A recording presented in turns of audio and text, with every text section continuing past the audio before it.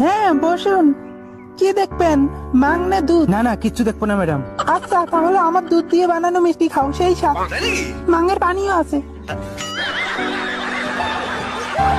মাঙ্গের পানি? হ্যাঁ আপনার মাং দিয়ে পানি ঝরা শুরু হয়েছে? হ্যাঁ, আমার মাং দিয়ে পড়ে না, আমার দিদির মাং দিয়ে পড়ে। আমায় কবে জুতবে তুমি?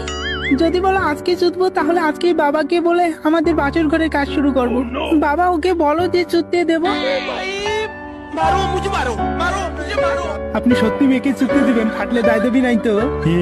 কোনো দায় দাবি নাই, তাতে চলবে।